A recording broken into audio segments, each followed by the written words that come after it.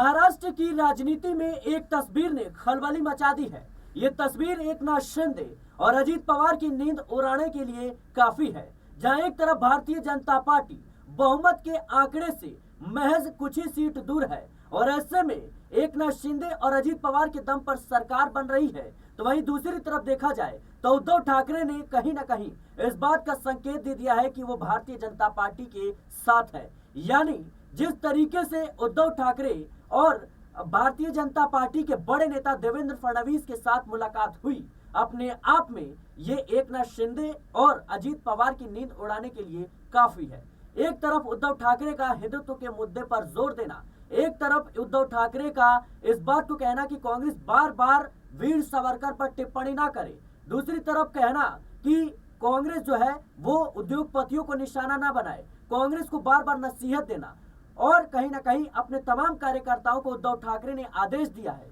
कि आप हिंदुत्व का मुद्दा जगह जगह ले जाएं, लोगों से बातचीत करें और लोगों को समझाएं कि अभी उद्धव ठाकरे ने हिंदुत्व का मुद्दा छोड़ा नहीं है। तो वहीं दूसरी तरफ देखा जाए तो एकनाथ शिंदे और अजीत पवार का लगातार दबाव बनाना भारतीय जनता पार्टी पर कि हमें ये विभाग दे दीजिए, हमें ये विभाग दे दीजिए, तो कहीं ना कहीं उद्धव ठाकरे ने अब भारतीय जनता पार्टी को समर्थन दे दिया है, क्योंकि तस्वीरें जो बयां कर रही है ये अपने आप में 1000 शब्दों के बराबर है और ये तस्वीर वाकई में अब महाराष्ट्र की राजनीति में एक बड़ा उलटफेर के संकेत दे रही है। इस मुद्दे पर विस्तार से चर्चा करेंगे। हमारे साथ अमन सर मौजूद हैं। सर, जिस तरीके से तस्वीर लगातार हमें देखने को मिल रही है, देवेंद्र फडणवीस और उद्धव ठाकरे की मुलाकात एक शिष्टाचार मुलाकात इसे बताया जा रहा है, लेकिन इस शिष्टाचार मुलाकात में क्या वाकई में शिष्टाचार है या फिर पर्दे के पीछे कोई बड़ा खेल होता हुआ नजर आएगा? देखिए, बिल्कुल, और जाहिर सी बात है कि नए मुख्यमंत्री बने देवेंद्र फडणवीस, उनको बधाई देने के लिए, उनसे मुलाकात करने के लिए ये जो दृश्य है दिखाई पड़ता है, जहां पर उद्धव ठाकरे, उनके बेटा आदित्य ठाकरे और साथ में खड़े हुए देवेंद्र फडणवीस, और एक ऐसा माहौल कहीं ना कहीं बनता हुआ दिखाई पड़ रहा है। देखिए, इसकी संभावना को लेकर हम कई बार बात कर चुके हैं कि यहाँ पर अगर शिंदे और अजीत पवार की मांगे, डिमांड ज्यादा बढ़ी तो बीजेपी इन दोनों को ही किनारे करती हुई नजर आ सकती है, क्योंकि बीजेपी खुद यहाँ पर 130-32 के आसपास, और जिस तरह से शिवसेना उद्धव ठाकरे के पास लगभग 20 के आसपास जो विधायक है, अगर बीजेपी के साथ आ जाते हैं तो फिर बीजेपी को कोई दिक्कत नहीं होने वाली है। और जो आपने एक बात कही कि हिंदुत्व की जो लाइन है उसको नहीं छोड़ना चाहती किसी भी कीमत पे। जो शिवसेना उद्धव ठाकरे, उनको पता है कि जो अभी तक का हिंदुत्व उनका रहा है, जो राजनीति रही है उसके इर्द गिर्द, उसने उनको फायदा पहुंचाया। आपने देखा जिस तरह से चुनावों के परिणाम सामने आते हैं, उसके तुरंत बाद जो है बाबरी मस्जिद को लेकर आदित्य ठाकरे और तमाम जो पार्टी के नेता हैं वो बयानबाजी करते हुए नजर आते हैं, उस पर बहुत से स्लोगन लिखते हुए नजर आते हैं, और इससे समाजवादी पार्टी के जो नेता हैं वो आदमी वो खासे खफा दिखाई पड़ते हैं और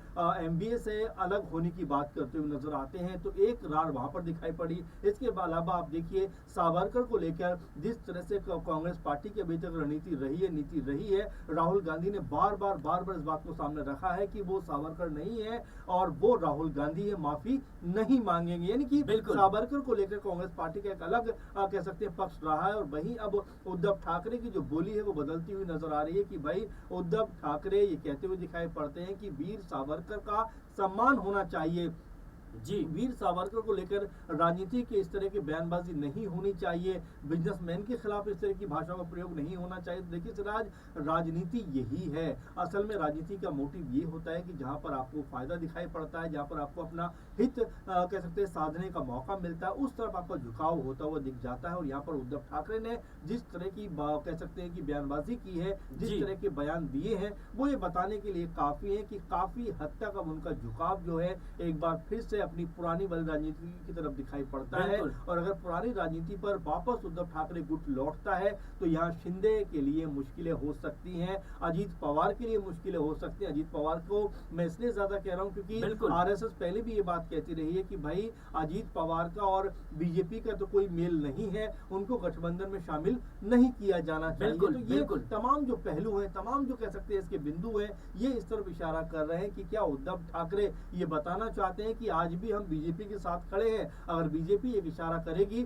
तो हम उनकी सरकार में शामिल हो जाएंगे। और एक तरीके से शिंदे और अजीत पवार जो मनमानी कर रहे हैं उनकी मनमानी खत्म होती हुई दिखाई पड़ेगी। सर, हमें ये नहीं भूलना चाहिए अभी बीएमसी के चुनाव है महाराष्ट्र में, और बीएमसी चुनाव उद्धव ठाकरे अकेले लड़ने का प्लान बना रहे हैं और दूसरी तरफ देखा जाए तो जिस तरीके से उन्होंने कहीं ना कहीं कांग्रेस को नसीहत देने का जो काम है वो शुरू कर दिया है, क्या इस बात का संकेत है कि वो बगावत करेंगे और भारतीय जनता पार्टी के साथ जाएंगे और कहीं ना कहीं उद्धव ठाकरे पर्दे के पीछे देवेंद्र फडणवीस के साथ मिलकर बड़ा खेल करने की तैयारी कर रही हैं? देखिए, बिल्कुल राजनीति यही है सिराज, बारंबार हमने प्रोग्राम में डिस्कस भी किया है। देखिए, राजनीति हमेशा मौके की होती है, हमेशा तक के लिए कोई बंधन ना तो बंधा होता है और ना खुला होता है, ना दुश्मनी है ना दोस्ती है। जब जैसा माहौल बना वैसा आप ढलते हुए नजर आते हैं। बीजेपी की बात करें तो आप देखिए, नीतीश कुमार के लिए खुद अमित शाह ने क्या कुछ नहीं कहा कि भाई आपने जिस तरह का काम किया है तो बीजेपी ने आपके दरवाजे क्या कर दिए,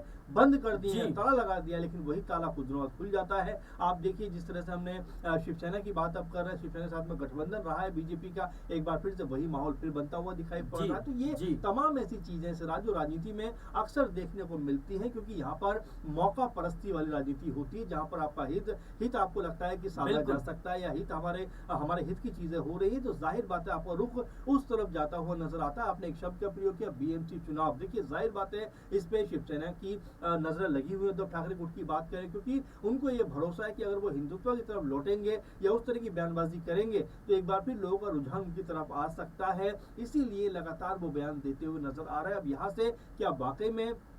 संजय राउत हो या आदित्य ठाकरे हो या उद्धव ठाकरे हो, ये पूरे का पूरा जो ग्रुप है ये बीजेपी की तरफ जाता हुआ नजर आएगा? क्योंकि बीजेपी के लिए लगातार कहा जाता रहा है कि भाई उन्होंने इनकी पार्टी तोड़ दी, तो अब ऐसे में क्या बीजेपी अपनी सरकार में लाकर वो मरहम जो दिया था उसका जख्म भरना चाहेगी, उस पर मरहम लगाना चाहेगी जो जख्म उन्होंने दिया है? मैं ये कहूँ कि भारतीय जनता पार्टी ने मलहम लगा दिया है, क्योंकि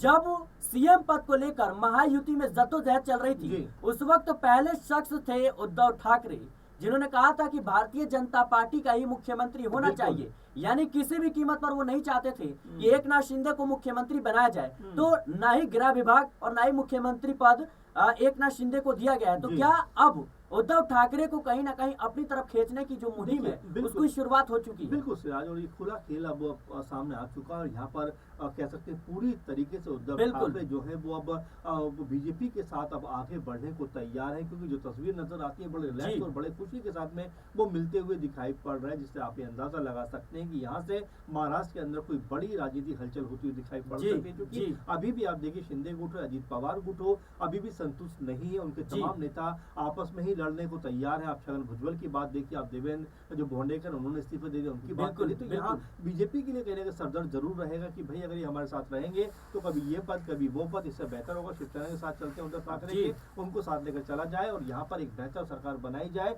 जो कह सकते हैं दो दलों की हो, क्योंकि 3-4 दल यहाँ पर होंगे तो लगातार उनकी डिमांड बढ़ती हुई नजर आएगी। तो देखिए, संभावनाओं का राजनीति होता है और संभावनाएं कभी भी कहीं भी फलवंत होती हुई दिखाई पड़ सकती है। जैसे मैंने आपको जेडीयू का एग्जाम्पल दिया, जो बीजेपी उनको भर भर के कोसती थी और जो जेडीयू लगातार बीजेपी के ऊपर आरोप लगाती थी, बाद में एक साथ आ जाते हैं और कहते हैं कि भाई हम सब एक साथ हैं, अब वापस नहीं जाएंगे। कुछ ऐसा ही हाल उद्धव ठाकरे का भी दिखाई पड़ सकता है, क्योंकि अब उद्धव ठाकरे को भी पता है कि उनकी पॉलिटिकल पार्टी जिस तरह सिमट रही है, तो ऐसे में अगर बीजेपी का साथ और सपोर्ट उनको मिल जाता है तो यहाँ पर अपनी पार्टी को दोबारा एस्टेब्लिश कर सकते हैं। इसी मद्देनजर लगातार अब बीजेपी की तारीफ कर रहे हैं, तरफदारी कर रहे हैं। और आपने जो शुरू में कहा कि पहले शख्स थे जिन्होंने कहा कि भाई देवेंद्र फडणवीस को मुख्यमंत्री बनाया जाना चाहिए, तो जाहिर बात है उसका इनाम उनको हो सकता है कुछ दिनों में मिलता हुआ दिखाई पड़े, क्योंकि तस्वीरें, जैसा शुरू में आपने कहा कि एक तस्वीर जो होती है वो 1000 शब्द के बराबर होती है, और जो तस्वीरों में दिखाई पड़ता है उससे एक भूमिका कहीं ना कहीं बनती हुई नजर आती है। और हो सकता है कि इसका आने वाले दिनों में कोई बड़ा कह सकते हैं कि हमें इसका जो अंजाम है वो होता हुआ दिखाई पड़े, क्योंकि आगाज इस तरह का है तो अंजाम हो सकता है कि शिंदे के लिए और अजीत पवार के लिए दुखद साबित होता हुआ दिखाई पड़े। जी बिल्कुल दर्शकों, इस वक्त एक तस्वीर ने